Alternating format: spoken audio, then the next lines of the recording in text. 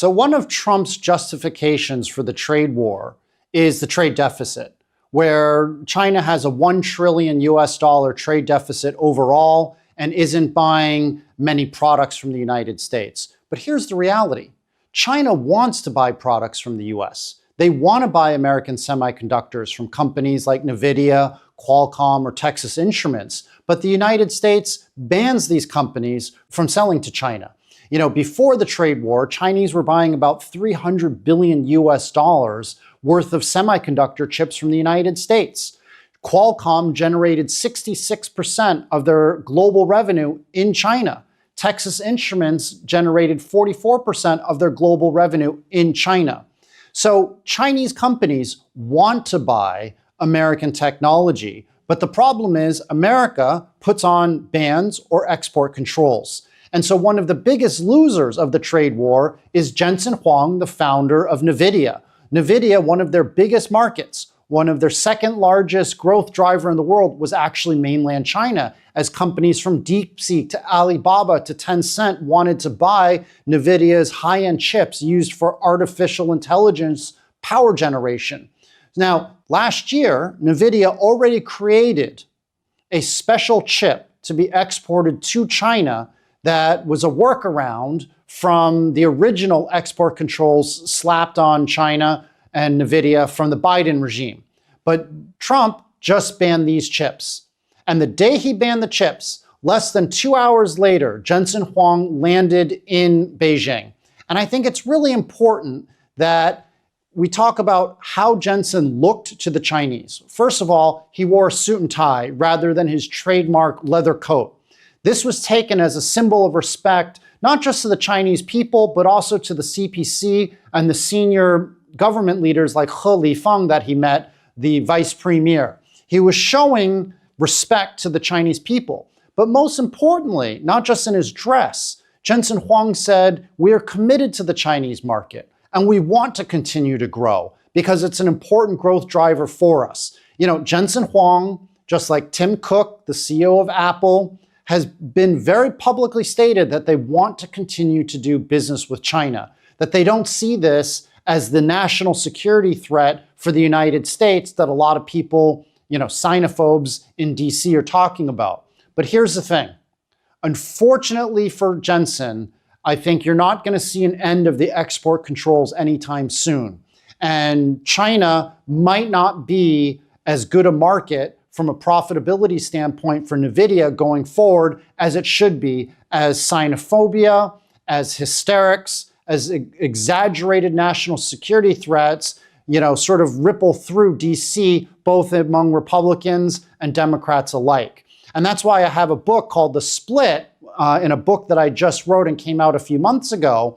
I talk about how American technology companies probably should lower their expectations on the growth opportunities in China.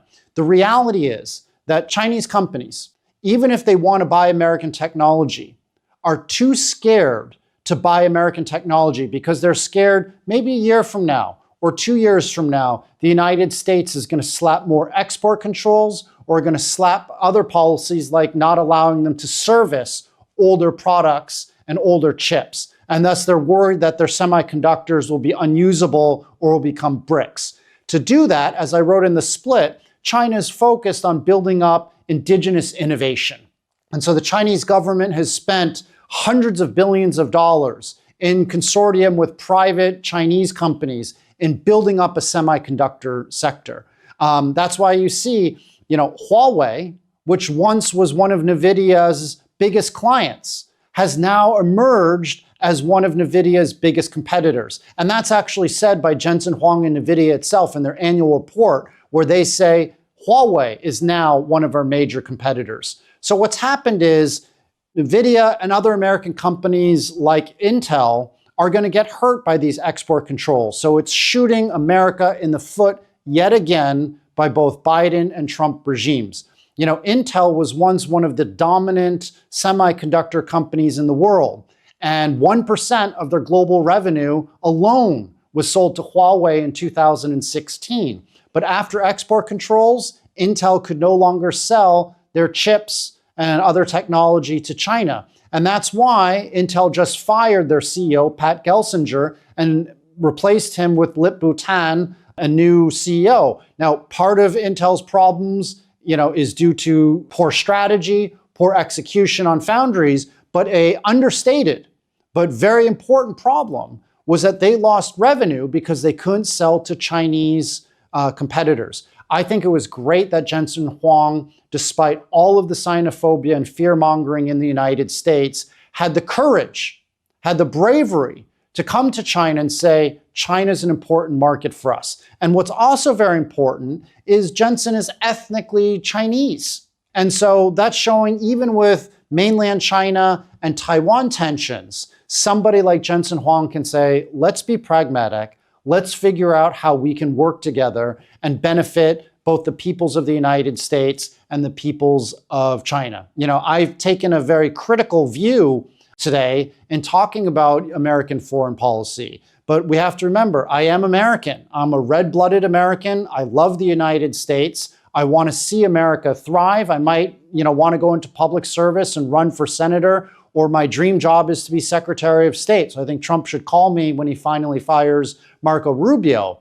But the key is, everything I'm saying right now is out of love for the United States and China. I want to strengthen America, and America can only be strengthened if we follow the advice of people like Jensen Huang and view economic trade between the two countries as beneficial. We have to ignore the Scott Bessents, the Peter Navarros of the world, and we need to push up the people like Tim Cook, people like Jensen Huang, who are really deep down in the trenches, understand supply chains, understand technology, and understand the need for profitability going forward. 偷偷告诉大家，我最近发现了新法宝 Royal Face 逆时奇迹系列，它有活肤露、全效精华，还有精华霜。尤其我皮肤比较偏干，所以我非常的注重保湿。保湿做得好，肌肤自然烹饪。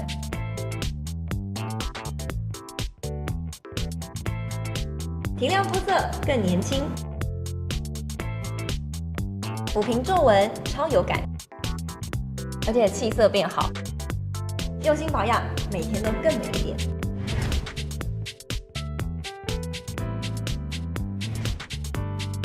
美吧！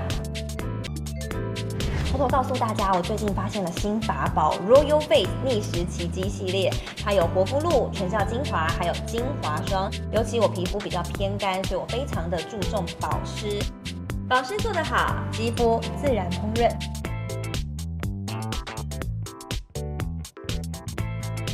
提亮肤色更年轻，抚平皱纹超有感，而且气色变好。用心保养，每天都更美一点。